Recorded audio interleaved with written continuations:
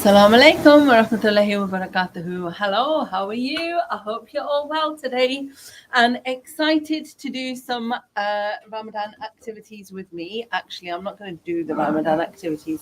I'm pretty much just here to show you stuff that I've done in the past, some stuff that I might be doing this year. And hopefully give you some motivating ideas on how to have a blessed Ramadan with your children and really engage them and get them involved in what you're doing in the month. So if you caught my live last week, I was basically saying to everyone that Ramadan does not have to be difficult for any of you.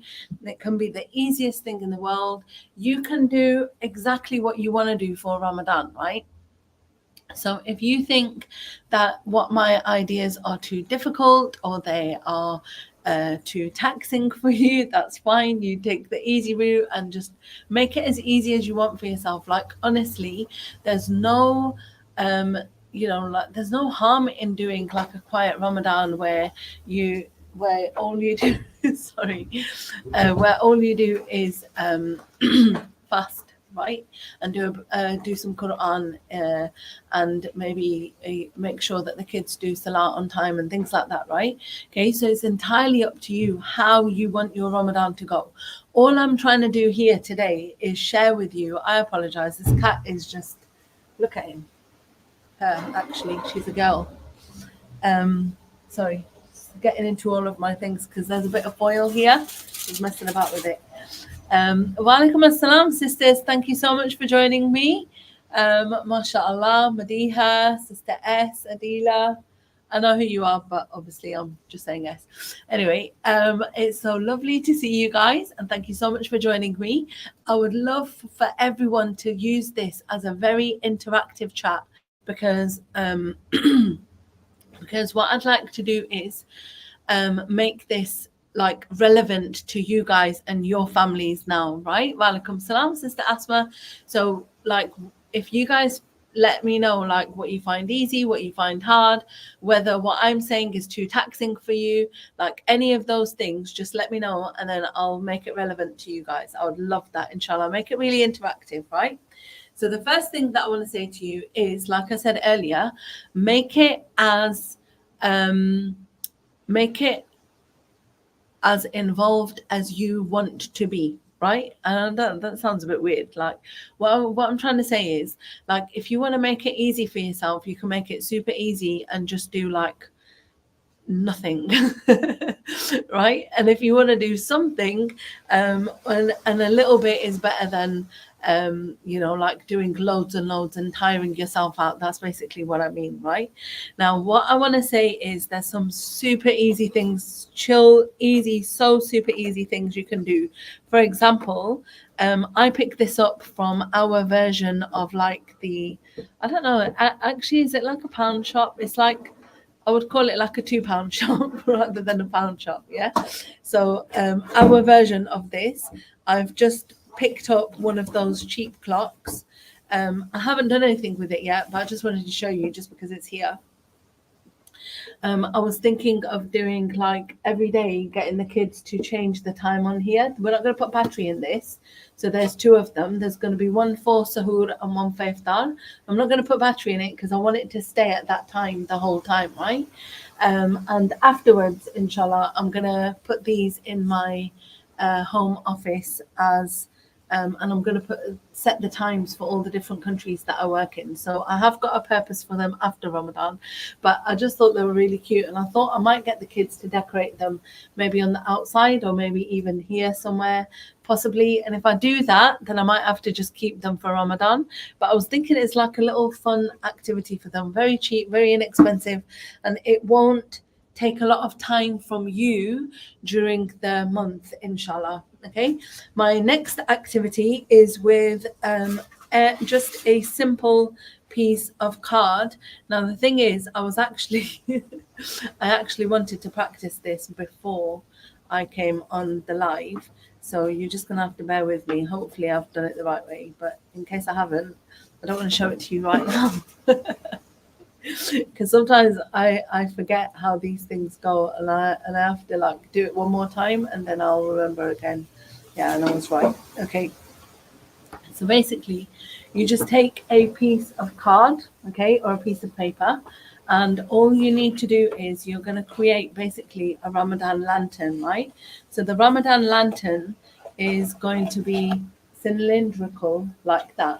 So what you need to do is you need to turn your paper to the side, make it like that way, right? And then just make some little snips in it. Okay, it would be better if you measure this and make it really equal and make it really beautiful. And like I said, this is so up to you, like how you want to do it. Like if you just want it to be like you know, rough and ready, like that's what I do most of the time. But if you want it to be like perfect, of course you can measure it all and make sure that they're all the right size and everything. And literally all I've done is folded it like that and made some slits in it. You saw me do it, right in front of you. And the reason I'm doing it in front of you is because I want to show you how easy it is.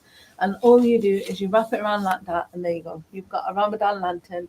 You can get the kids to decorate this, fill it up, colour it in, whatever you want. Yeah, you can add a little handle on the top and hang them up. Sorry, it's a bit blurred, isn't it? Okay, here you go. Is that better? Right, and then that's it. You've got some Ramadan lanterns. It's an easy craft to do with the kids. Okay, another super easy one. Now, I'm going to apologize for my donut plates now. These are donut plates that I picked up one day. But you can just get any plain paper plate. Oh, sorry. Plain paper plates. Okay, and the good news about this one is that one of them, you don't even have to cut it. And the other two, so you need two paper plates here, right? Okay, and actually I've got three there, I think, because I need one more. 1 second. Apologies. Okay, so get two together and you literally go to about halfway. And as you can see right now, I'm doing it all by eye, right? I'm not even measuring anything, and you literally cut it like that. So you're going to have your pieces of the moon now. So this is your crescent that you start off with. Okay, that's the crescent that you're going to finish off with. And then you're going to have the two pieces of the moon. Just hang on, because I need to get one more plate and just half it right through the middle. Okay, and basically within not even a minute, I've created you all the stages of the moon. So you've got your crescent, how it starts off, and then it gets a little bit bigger. And then we call this the waxing gibbous because it's getting bigger, right? And then the next one is your full plate that you didn't even have to chop. And then you just do it backwards with the other pieces. You do that one, that's the waning gibbous, and then the other half. And then finally you place that on the other side like that. Super easy, right? And obviously, don't worry. I know that you're thinking, why? I'm not going to stick donut plates up. I know you're not. Don't worry. You just grab your foil and you literally wrap it in there. And it becomes a beautiful moon. So easy, so simple. You just do it like this. I've done it in front of you. It just took me a couple of minutes, yeah? So when I do this, funny thing is, I think I'll probably just use these, but when we normally do this, it doesn't take very long, and we do a new one almost every year. I'll tell you what though, was it not last year, the year before, we actually kept one up for the entire year. I don't know why. I just think I was just a bit like, I don't want to take it down. Just was like, fine, let's do that. Okay, the next one is a Salah Chart, right? I don't know if you can see that. Okay, so very easy. There's the website. I'll put the links of the websites. This one's called Primary Ilm. Really good website, by the way. But I'll put some more links as well. I keep forgetting to do that, actually. I should have done it in the description. But there's Iman's homeschool blog, or is it Iman's blogspot, something like that. There's Muslim Homeschooler. There's Primary Ilm, mainly that I get lots of these activities from. There's also Twinkle. Twinkle on about something of March, I think it's the 5th of March, are going to be doing a free download day. So even if you don't have the subscription, you can pop into there and just download any of the activities that they have. And they do have a lot for Ramadan. And here's a top tip. If you log into the Middle East website, so do like twinkle.qa or twinkle.ae, that's Qatar and UAE. I don't know if KSA has a separate one, but basically they have some really nice activities that are made by people that live in UAE and live in Qatar, and they've submitted them. So that's another good top tip for you. But this one, I don't know if you can see it very well, but basically it's got the days of the week on the top there, and it's got the prayer names there, like Fajr, Zohar, Asr, Maghrib, Isha, and it's literally just printed it off the internet, just printed it off, laminated it, and they reuse that, and they can fill it in. You can see here she's used like a non-removable marker. What was hilarious? I don't even know what was hilarious. Was that my daughter trying to get inside? So anyway, so they've basically done that, right? They've printed the Salah Chart off, laminated it, and you can just stick it on and use it, inshallah. The couple more things that I've got here is I've just picked up these random party plates. They've got little stars on them, and I thought, okay, so at some point we'll do a little iftar party / like let's do dessert today / let's just have a fun day. And again, it just makes that little bit interesting for the kids. Oh, the crawler, that was my daughter, yeah. My husband's gonna crawl in a minute as well. I also picked these up. Again, they just look really cute, and I thought, you know, at some point we'll do some biscuits on little trays. They can make the biscuits, and we can use the little doilies to make it all look fun and hip and happening.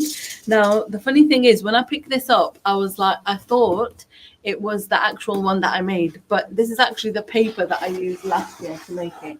But I have got a pack of activities that I wanted to share with you.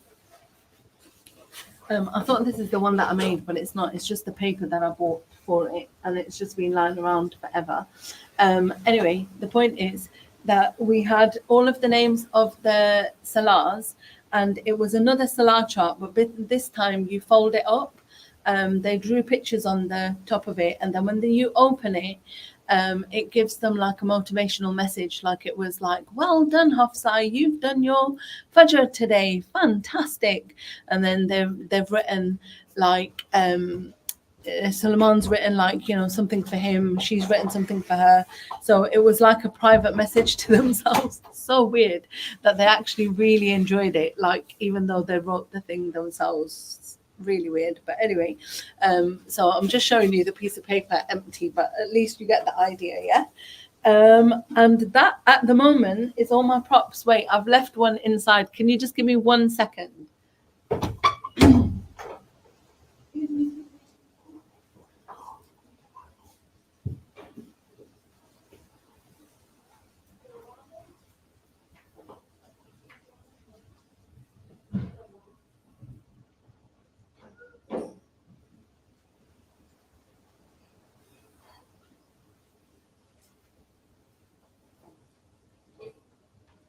Apologies, everyone.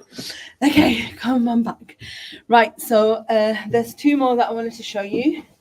And by the way, I've put the templates for the moon, for this that I'm going to show you now, the Salah chart, and the good deeds tree. I've put them all in a pack that I need to just share the link with you. The problem is that I can't actually find the link from last year, so I'm gonna have to re-upload it. So unfortunately, because I now work during the day as well as the evenings, I haven't had a chance to do that before this live, but inshallah, don't worry, I'll do it for you.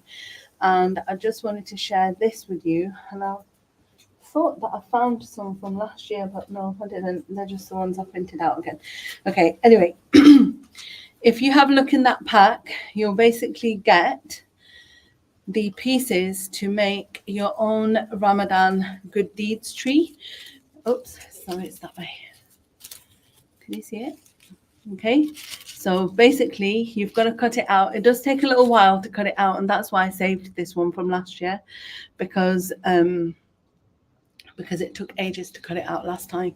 So you just do that, and it's got little tabs at the bottom, so you can just use some sellotape and then just tape it to the table so it actually stands up like a tree. And then on this side, I added like a little one of those little cup things with paper clips in it. So I just dropped it. It's all right. Yeah. And then I had little leaves in another little cup next to it, right? So what they did was, when they did something good, they would write down the good thing that they did and then clip it onto the tree. So then the idea was to have like a full tree by the end of it, mashallah, right? So it did take a little bit of time, I'll be honest with you. This cutting bit was a bit fiddly.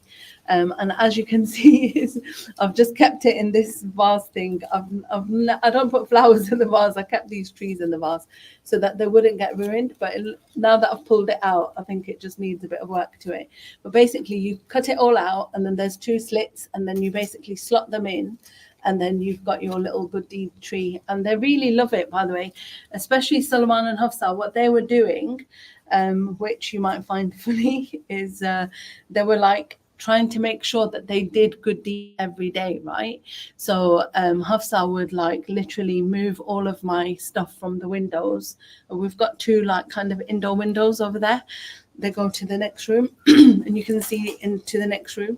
And she basically moved it all and started cleaning the windows because she wanted to write it as a good deed. Yeah, it's fantastic. Like, yeah, go for it. Please do carry on. The other thing that I did was I gave a little template of stickers. So when I printed it, I actually printed it onto the sticker paper, which you can get from the pound shop. Again, you get like, it's about £1 for like 10 sheets or something, or 20 sheets. And what they did was they just kind of chose the ones that they wanted. We cut them out, and then they stuck it on, and they made their own little sadaqah jars. Again, this is what we did last year. I'm just showing you because obviously I don't have time to do it this year. We haven't done it this year. So that's actually from last year, and I think those are coins from England because they don't have coins here. So anyway, I just thought that I'll share a few tips and tricks here. There is one more that I want to share with you, which you might just, if you watch the Roll on Ramadan video series, you'll see me show it in there, which is basically a Ramadan calendar that I made. And it's made out of felt. I'm just trying to look like is there anything, but I couldn't find it right now. So unfortunately, I wasn't able to show it to you. But it's basically made out of felt, and then I just sewed... it's 30 boxes, so it was like 6 rows of 5 boxes, or 5 rows of 6. I can't remember which way around I did it. And then we ironed on numbers 1 to 30, and we actually found like this paper, but it wasn't sticky paper, it was the iron-on paper.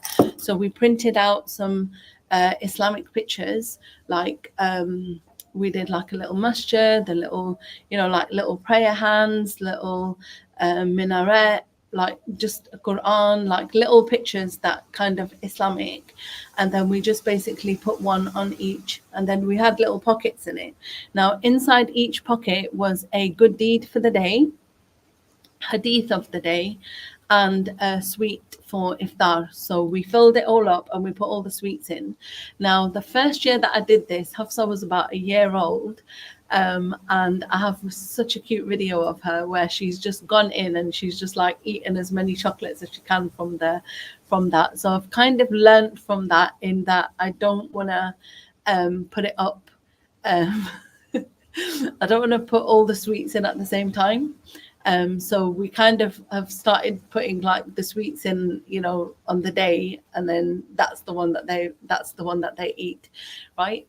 So it's up to you. It's up to your children and how they are in, you know, what's the word? Self-restraint, right? How restrained they are. Hafsa was very young when she did that, but it's so cute. I say to her, I go, why did you do that? And she goes, because. She couldn't even say because. And yeah, it was absolutely amazing, and they really enjoyed it. I've still got the Ramadan calendar. If I can later on, I might take a photo of it once I find it and stick it in the in our group so that you can all see it. Another one of the tips that I can give you is the Ramadan cookies, and you can also use these for Eid. They're so nice, mashallah. It was a pack that I saw, I think it was on eBay, or I feel like it was on eBay, but I'm sure you can get it off Amazon now. But like when I bought it, was quite a number of years ago. I can't even remember how many years ago, maybe at least, I feel like saying like 10 years ago maybe. But basically it's a pack of cookie cutters, and we use it every year, and you basically imprint the pictures onto it. So there's like a little lantern, there's like a camel, and I can't remember what else, but basically little Ramadan, a little masjid, little Ramadan cookies basically. And they make them like on the first night of Ramadan. Then they do it and they're all excited and everything.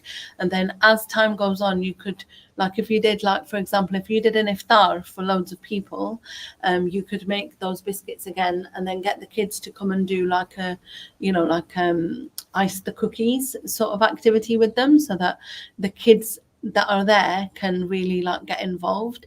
Another thing that we've done, if you guys like eating quality streets, because we love them. But the funny thing is, I'm thinking to myself now, why haven't we done it for a while? And I feel like they've changed the wrappers. But anyway, if they have changed the wrappers in England, then you can still do it by buying the cellophane. I've seen it in pound shops, so I'm sure you can get it from there.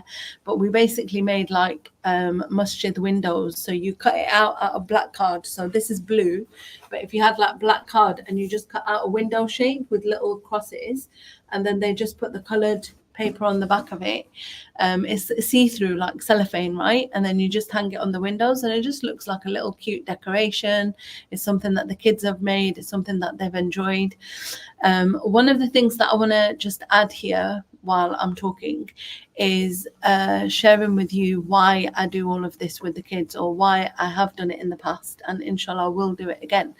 The reason is that when they're fasting, you want to like take, not necessarily take their mind off the food, but yeah, technically that's what I'm doing, right?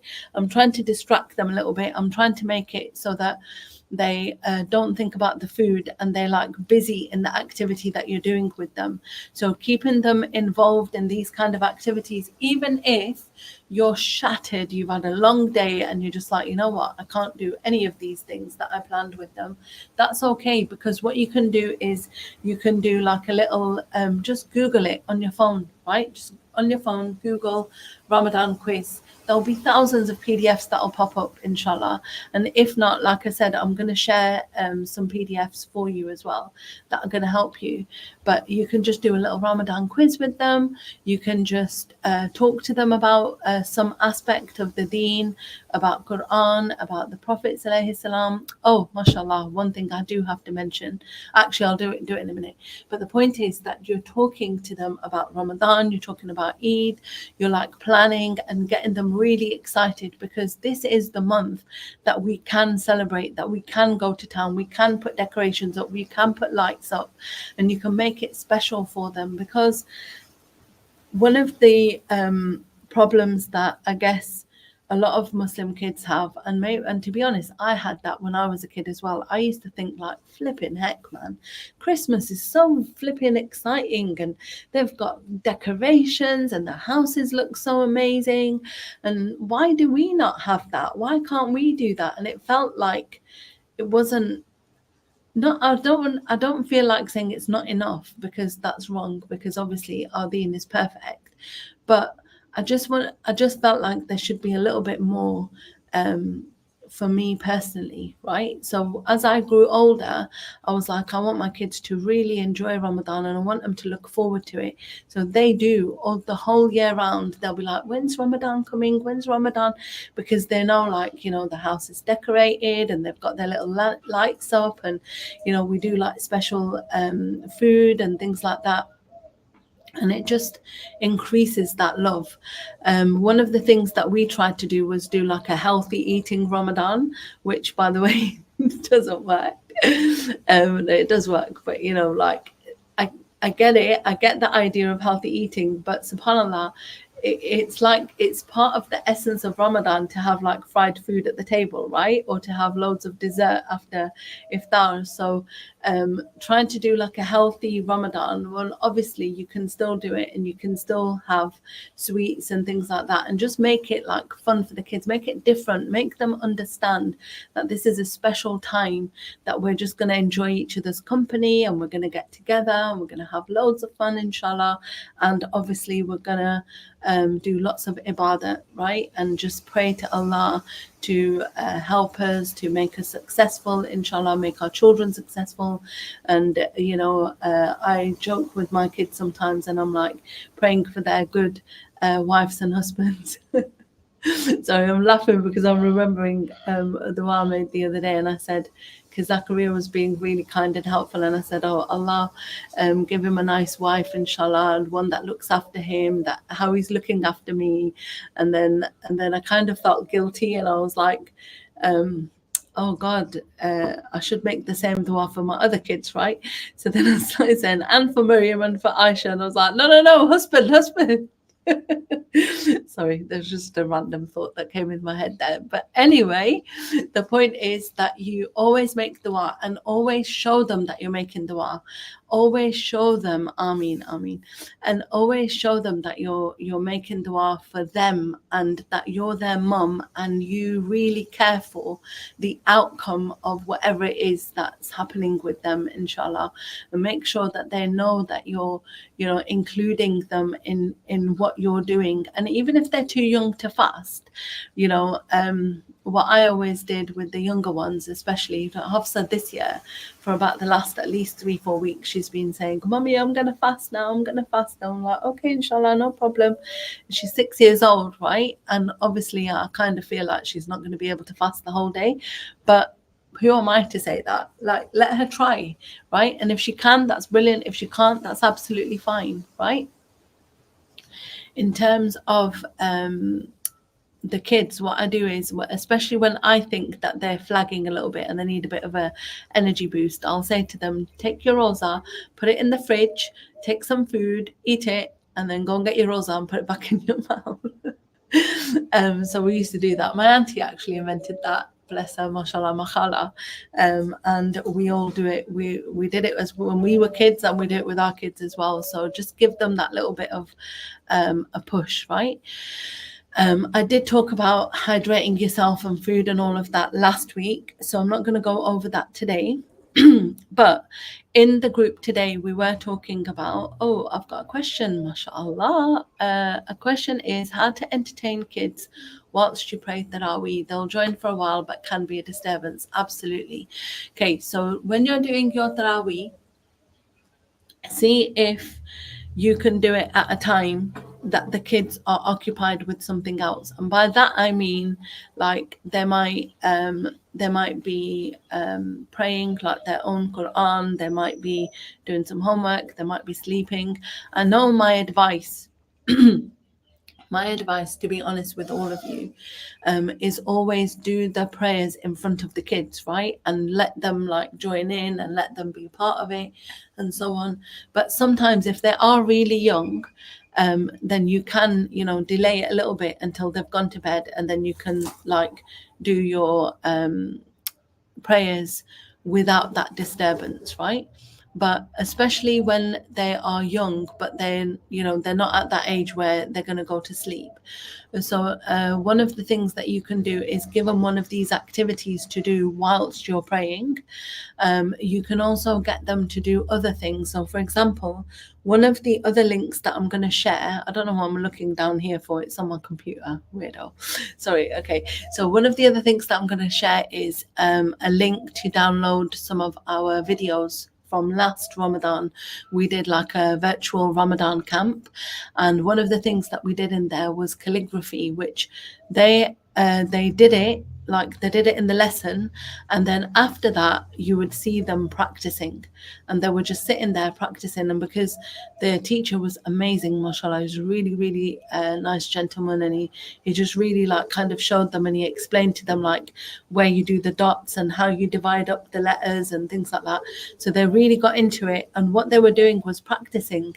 That kept them occupied for a long time, actually. Like they were into it because they wanted to make it really nice, and they wanted to show the teacher next time what they had created, right? So a lot of the time you can do that, like any kind of activity. You can give them a canvas and say to them, right, go to town and tell me, do me a picture of all of Allah's beautiful creation that you think is, beautiful. Obviously try and stay away from drawing eyes, but the rest of the stuff they can do it.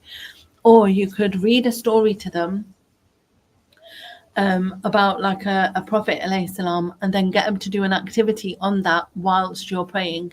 So you've connected with them, you've shared a story, you've done their bit, you filled their cup, so they've got that attention from you, and then you can go and do your salah. Because the thing that most of the time when they're playing up, whether you're doing salah, whether you're doing Quran, whether you're doing anything, the reason the kids are mostly playing up is because they want your attention. So when you're praying, obviously your attention's not on them, so you need to fill their cup full of attention before you do that. One of the things that I used to do when Hafsa was really little, every time you finish like a set of prayers, like you do 4 rakahs or 2 rakahs at a time, when you finish and you do salam, you go for a hug, right? And she would be playing happily with whatever, like drawing, pictures, Lego, whatever it was, she'd be playing. But when she saw me finishing that set, she would come for a hug, and then she's off again, right? So like in the middle, again, it's kind of like, I don't know if it's ingrained in us or we just naturally do this, but it's like you want to pray and you just want to like do my prayers now, that's all I'm doing. But as moms, we can't really do that. We don't have that ability to only focus on that one thing, right? Because we've got so many other things that need our attention. So it's a good kind of break for you as well. Even if you stop for 5 minutes and deal with them, give them some more paper, sort out, give one a snack, get, whatever you're doing, and then come back to your prayers. It's absolutely fine, right? There's nothing to say that you have to start the next one straight after you did the last one. Yeah, so that hopefully, inshallah, that helps. There are other things that you can do by showing, what's it called? There are other activities that you can do during the month that basically will, what's the word? Will keep the kids occupied whilst you're doing your prayers. Yeah, so you could do, like, for example, henna patterns, especially towards Eid. So just get them to draw their hands. I don't know about your kids, but my kids used to love doing that. The boys and the girls just draw around their hands and do the patterns and practice. And later on, as they got older, just give them a little tube of henna. It's not expensive. It's like £1, right? £1.50 or something. And they can practice doing henna designs. It'll save you a lot of money in the long run. I don't know about you, but henna costs a lot at the moment. Does it cost a lot for you guys as well? There's other activities that I might just add in to the, what's it called? To the pack and update it for this year. So there was one that I wanted to add, which was a Ramadan scavenger hunt. So you could do this literally every day at Tarawih time if you wanted to. So you basically print out these, they're like little Islamic art calligraphy pictures. What is it? Images that I found. I actually found them on Canva, which all of us use now, Adila Madiha.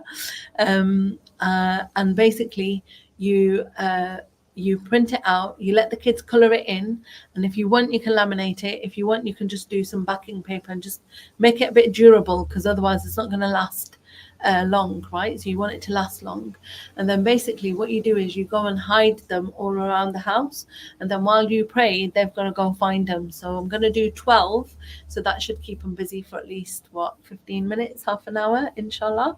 Okay, so that I saw that as a new one that I thought I might add in to what we normally do. The other thing that oh yeah, the last thing that I didn't even mention is a Ramadan paper chain that they can make. So I'm gonna, again, it's on my PDF. I've already written out all the hadith. I've cut and pasted it all into the right order. When you print it out, you print out you cut it along the lines, and you basically make it into a little paper chain. You can also get henna templates. Yeah, that's right. Yeah, you can. Yeah, the henna templates, the little stickers, aren't there? They stick them on, and then you put the henna on. Yeah, perfect. Yeah, that's a good idea. Seriously, henna's so expensive, man. Um, one final thing that you could do, which again I'm going to add into my new one, is basically for the little kids, because one of the where were we staying? I can't remember now. We were basically out really late at night, and it was somewhere in Doha, but I can't remember where it was, to be honest with you. And while we were out there, we heard someone like kind of shouting. It was literally suhoor time, and they were shouting, and we were like, "What's going on?" But it's the old way that they used to wake people up for suhoor, right? When there was no alarms and things like that, they used to bang a drum and go around the houses, and there'd be a guy banging a drum. So I found this little cute craft that you can do with one of these shaker things that you can make for the little kids as well. So again, just bringing them into that feeling of like feeling connected to Ramadan and enjoying the month, inshallah. Does anyone have any more questions or anything before I move on to the next thing? I hope that it's helpful and they're like easy things for you to do, inshallah. You're very welcome, wa.link, sis. Absolutely welcome. I hope that you find it easy to implement the ideas, inshallah. Just let me know if there's anything that you want me to help you on, or any other extra ideas. I'm just going to chuck this foil on the floor because my cat literally will not stop looking at it. Here you go. Here, go on, enjoy. Right. So on the next step, I actually thought I had. The problem is I can't read the sister's comment. Okay, so she was basically saying that her son is really jealous of the younger baby, and because of that, he's playing up. So I wanted to just share a little bit of help on that, because to be honest with you, it's a common reaction for children when they get a new person in the family to act like that, right? So one of the things that was taught to me very early on from one of the mums, I actually can't remember right now at this minute. I normally do remember who it is, but right now I can't remember who it was that told me. But basically they said to me that give your older child the attention, because the younger child will not notice that you're not giving them the attention, because they're just a baby. So they're just tiny at the moment, and yes, they're there and you need to help them. And you need to be there for them, but the older child is going to remember that you were always holding the baby, or you were always feeding the baby first, or the baby got the attention of the mum first. But the younger child is not going to remember that. So that was really useful for me to remind myself, okay, you know what, the baby can cry for a little bit, dad can hold the baby for a little bit, I can leave the baby in the bouncer, let me deal with this eldest child. And one of the things that Miriam kind of taught me, being the eldest, as they always do, sorry, I'm just trying to move these things out of the way of the cat. And basically what she taught me was she was like, "Mommy, you're not doing it with two hands." I was trying to close her buttons on her coat, and she was like, "Do it with two hands." And then I was like, "Oh my God, yeah, I'm probably like, every time she sees me, I've got this baby in my arm, and I'm not actually I'm not actually helping my daughter with both hands, right? I'm not like giving her that attention that she needs." So again, with a child that is jealous of a sibling, Like, I know it sounds counterintuitive. It's like, wait, am I rewarding their bad behavior? No, you're not, because their jealous behavior, their tantrums, their crying is basically a cry for help. Like, mommy, look at me, help me. I need you right now, right? So that will be a what's the word? Sorry, I'm getting distracted by your wonderful idea. It's absolutely amazing, but I'll share it in a second. Let me just finish what I wanted to say. So what I wanted to say was, where there's sibling rivalry and there is that kind of, mummy, why are you always with the kids, and why are you always looking after the baby and not me, right? You need to fit in some time. No, don't apologize. You need to fit in some time to basically spend with that older child, right? And it is very much easier said than done. One of the things that I did with Suleiman when Hafsa was a baby was I would leave Hafsa with her dad, or even sometimes Miriam, who was a little bit older, and she was how old was she when I had Hafsa? She was 13, right? So I would leave her with Miriam, and I would take Suleiman with me on errands. I would take him for like a cheeky burger from a shop, that kind of thing, like just to show him that I haven't forgotten you. You're still my baby. I still love you. I still let him sleep with me sometimes and things like that, just so that he didn't feel replaced by the new one. When I had the biggest gap, which was almost 5 years with Zachariah and Suleiman, Zachariah did feel like that, but Zachariah was of the kind of frame of mind that I'm the older brother now. I can do these things. So I would always say to him, like, you can do this, but baby can't do that. Look, baby can't go on the trampoline. You can go on the trampoline. You're so lucky, that kind of thing, to just try and like reinforce the idea that actually he's the older child, right? Assalamu alaikum, Saima. Is it the story of your life? SubhanAllah. You've got a bigger age gap, haven't you? So I don't know why. I thought it might be easier for you, but let's see. Inshallah, do share with us and let us know how we can help. I love Sister S. She's put this amazing activity in there, which I definitely am going to do because we love Oreos here.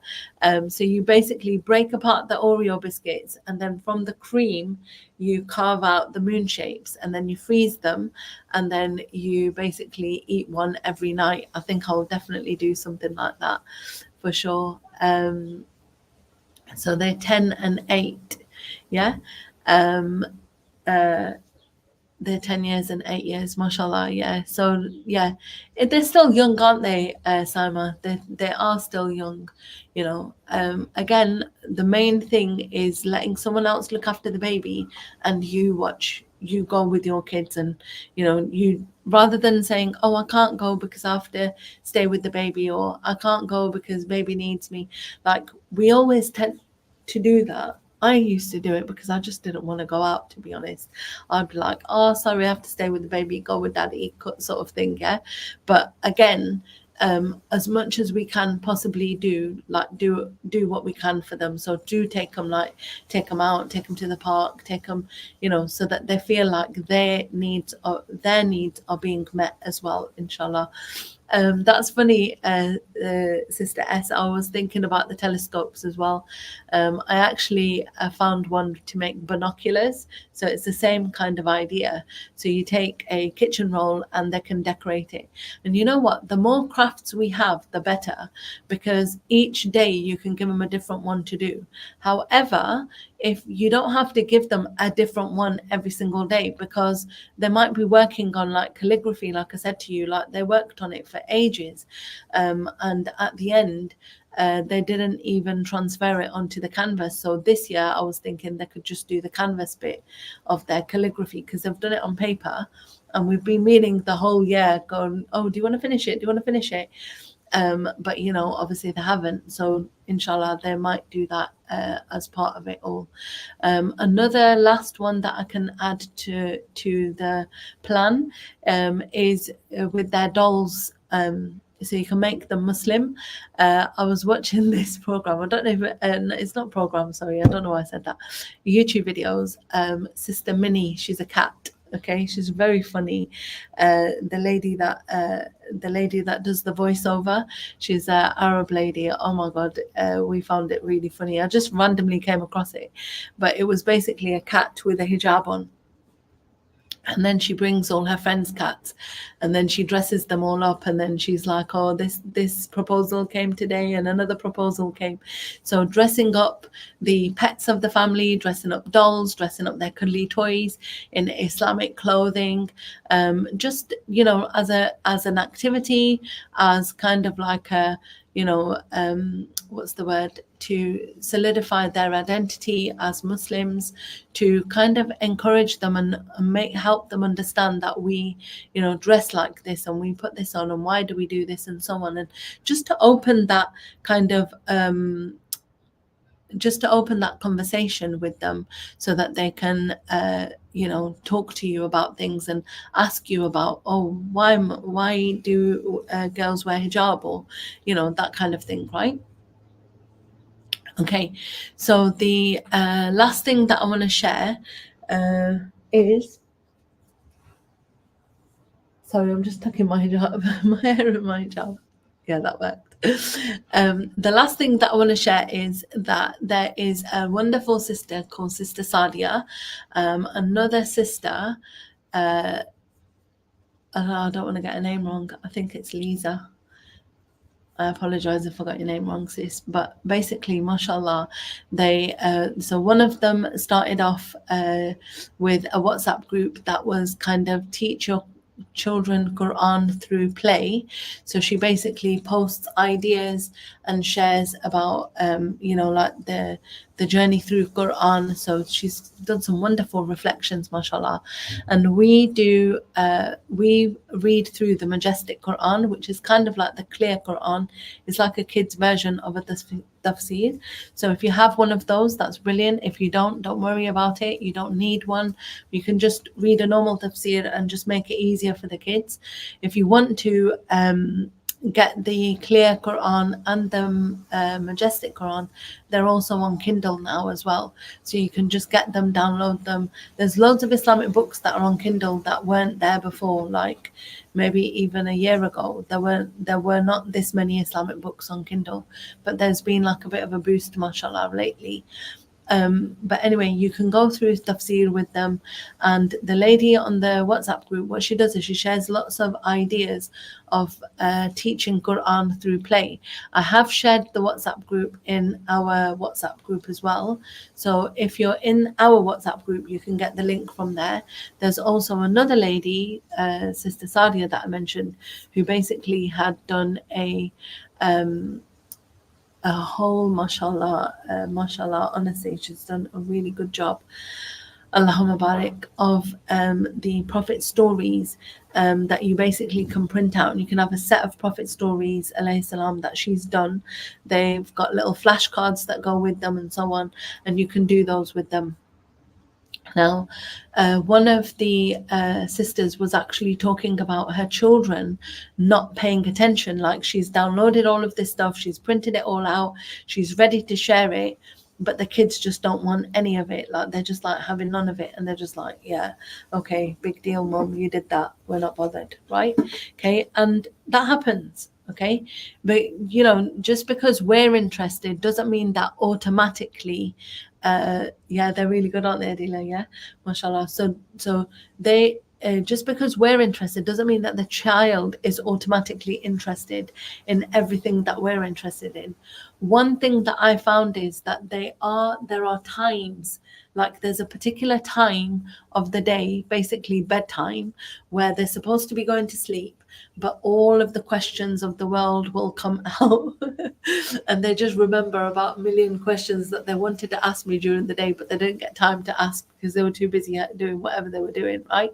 So it's like, but mummy, what about this? But mummy, what about that, right? So they ask me about Prophet Adam alayhi salam, Prophet Noah alayhi salam, and they might have heard the story like a week ago, but they'll ask me the question a week or 2 weeks or 3 weeks later, right? Okay, and they basically, what I wanted to say about that was, like, we need to find the time when they're open to learning, right? So a meal time to me is like a very busy time, because you've got to get the food like cooked and ready and on the table, and then you're going to make sure that everyone's eaten and everyone's served and everyone's eaten, and then once they've eaten, we're going to put it all away and wash all the dishes and sort of stuff. So to me, a meal time is like a busy time, right? So I wouldn't be able to teach them during that time.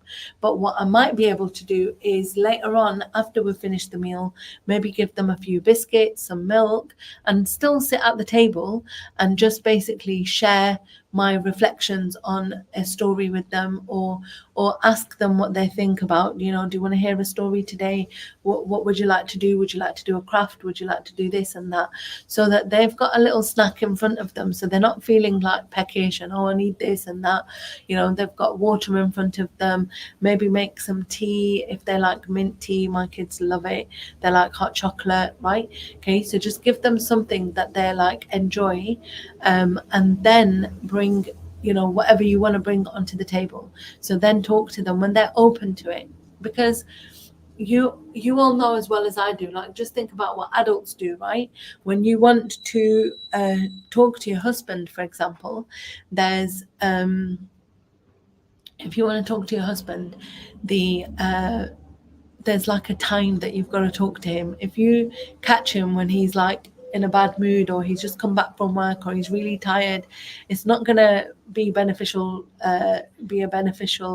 communication, right? Okay, so the way to talk to him is after he's eaten, after he's rested, after he's, maybe he's in a good mood. Maybe it's on the weekend that you wait until, these big heavy conversations, you have them on the weekend when you've got his attention.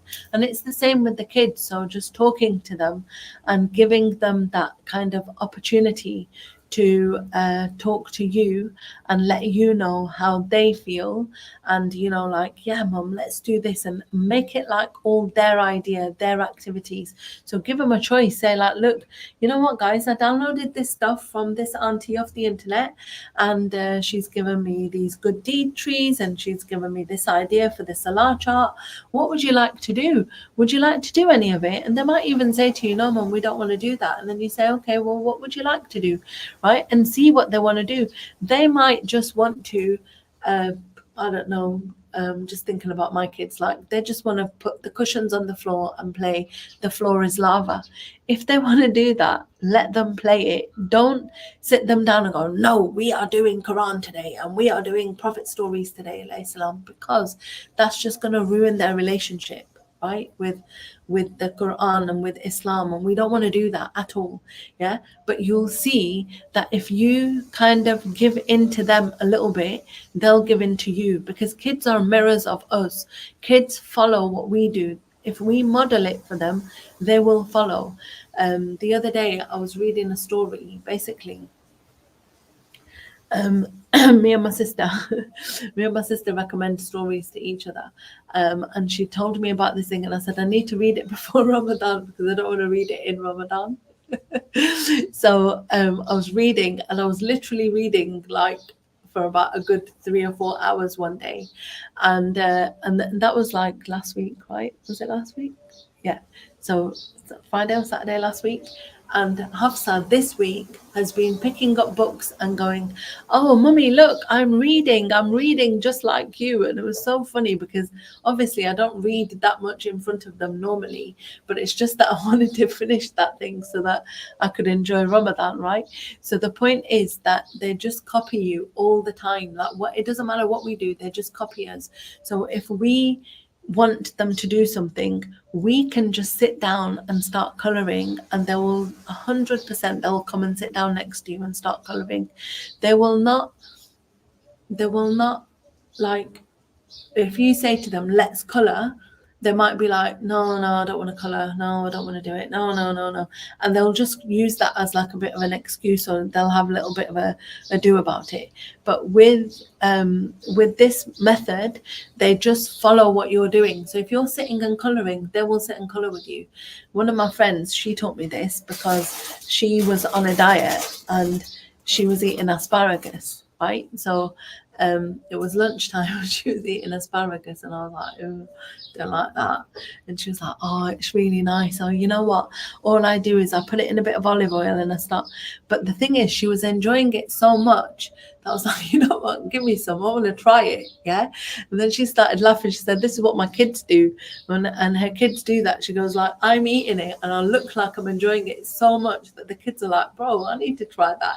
Let me try it. Yeah. And they actually try it because it looks like she's having so much fun at it, right? I didn't like the asparagus, but maybe the kids will like them.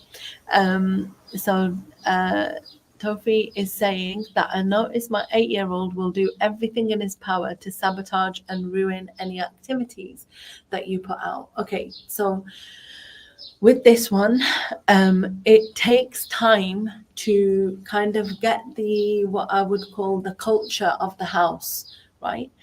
To have the kind of expectations that this is what we do with the activities. So if we put these activities, we're doing this for you, we're that kind of thing. The thing is, again, like I said to you, the kids are going to be like, well, I didn't ask you to do this, so why are you doing it for?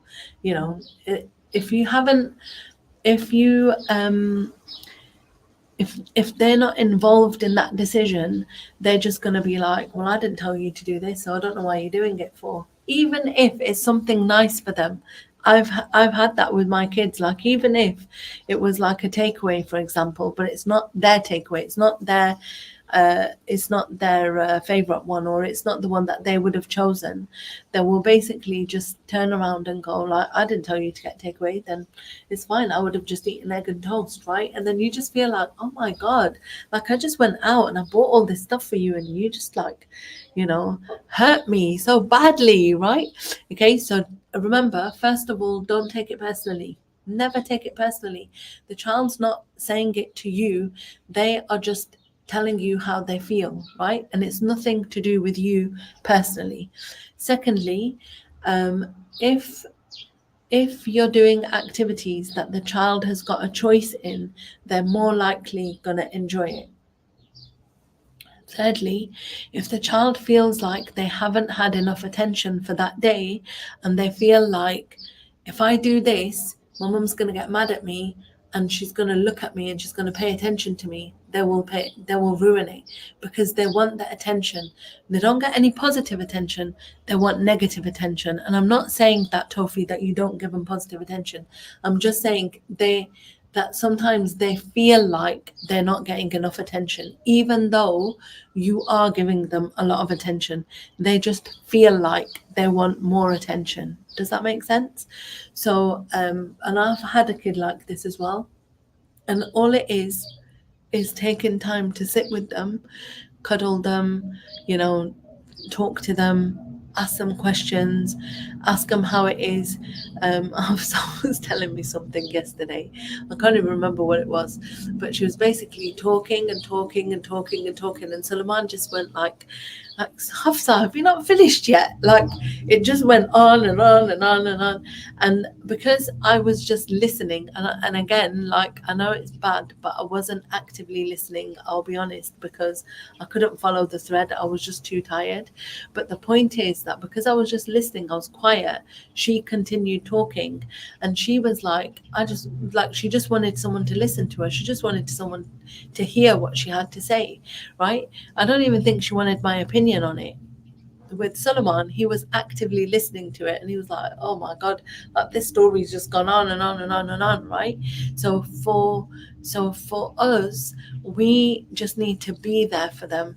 And like a lot of parents, including myself, we're tired, we're busy, we've got a lot of stuff going on, right? So it's hard for us to just sit and go, right, I'm just going to listen to you right now, right? It's just so hard for us because like you want to sit there, but then your mind's going, oh my God, I didn't make any tea yet, or I need to just take that thing off the cooker, oh, you know, the cats need feeding, whatever, right? All these things are going through your head, and you actively have to push them out of your head and go, no, for the next 10 minutes, I'm just going to sit with this kid and give them that time and watch what happens. The difference in the child when they only need 10, 15, 20 minutes a day, whatever you can manage. And if you can't give it together, just give them 5 minutes at a time. Just, you know, when one kid is asleep, like when the younger ones are asleep and you let the older ones stay up a little bit. I used to do that when I was a kid. I was allowed to drink tea with the adults, and everyone else had to go to sleep, right? And obviously I used to feel like so important and so old. S said that sometimes it seems like the child wants constant attention. It's true. It's true. And with that, like with those kids, it's like they need more attention than other kids, right? They want you. And you know what? I don't feel like I'm an attention seeker. However, my mum and dad were here, right? And they were staying with me, and they, you know, alhamdulillah, they stayed a really nice, lovely time. We had a beautiful time, mashallah. But I remember reverting to child mode while they were there because I just wanted attention from them. I was just like, Dad, I know you're here, but like you're always going off for walks, and Mom, I know you're here, but you know, you're always texting the other siblings, but hello, what about me? What about me? And you know, there was a day when I cried. I just wanted their attention. That's it. I'm a 40-year-old woman, and I just wanted them to look at me. That's it, right? And I know that sounds crazy. They were looking at me. They were sitting with me. My mum was cooking the whole time. My dad was like, you know, like here, he was teaching my kids and that kind of thing, right? They were there. They were not away from me. But it's just that as a child, sometimes you just want more, right? And I get it. Like I get it as a parent, and I also get it as a child, is what I'm trying to say. And you know, we went away for a week, alhamdulillah, and I slept in their room, and it was like I felt like a kid again. I was so like pampered for a whole week, and I felt like wow, my parents really care. And I actually said to them when they left, like, I feel like my pot is finally full, like, you know, that attention pot, the love pot, whatever you want to call it, like it was full, like, alhamdulillah. So the last couple of weeks, I've been kind of sending like a quick WhatsApp message here and there, but I haven't really been talking because I haven't needed to. I haven't felt that I'm missing that, you know, alhamdulillah, I felt like, you know, satisfied. Does that make sense? Yeah, exactly, Salima. There's no one like your parents, honestly. And the thing is that we have got younger kids, so we spend a lot more time, you know, on one kind of level, and then on other kids, we're on the other side, we're the parents, and we're like, oh my God, I don't have time for all of you right now, right? Yes, exactly. That's right. Oh, Jazakallah khair. Thank you, Toby, for that. Honestly, when you guys give us that feedback, it propels me and Iram on. And I really, really hope, I cannot believe that I've been standing here talking for an hour. Seriously, I don't know what I've been talking about, but hopefully, inshallah, it has helped you all and helped you into having that beautiful Ramadan, inshallah, with your children. Like I said last week, I really wanted to share how to do like a quick and easy Ramadan, but during the week everyone was like, yeah, but you know, like but I want to do stuff, but I want to do this and I want to do that. And I was like, I get it, but I just wanted to share that Ramadan doesn't have to be complicated. Yeah. Oh, that's so cute, mashallah, Adila. Yeah, the kids see that when you're speaking to your parents, exactly. And you know what? Sometimes I would say something to my mum, and my daughters would be like, "Mom, like she does love you, she does care for you, like, and I'll be like, I know she does, but I just wanted to say it, right? Like literally, that's I'm literally telling her, right? Absolutely. Oh, Jazakallah khair. Thank you so much for coming. Thank you all for being here, and I'm so glad that we've got the chat going again. Alhamdulillah, alhamdulillah. I will definitely send the links out soon. We have got a new chat group for Ramadan. So in the description box, you should be able to join the Ramadan chat group, Ramadan 2024, so that I'll be putting all the links and activities in there. And then if you've got any questions, like how do you do this or how do you do that, whatever, you can then ask me, inshallah. We'll also share some Ramadan decor, and this year I've made like a little prayer area. Oh my God, you're making me feel guilty now, Adila. Inshallah, I'd love to do more live sessions. Let's see how it goes, inshallah.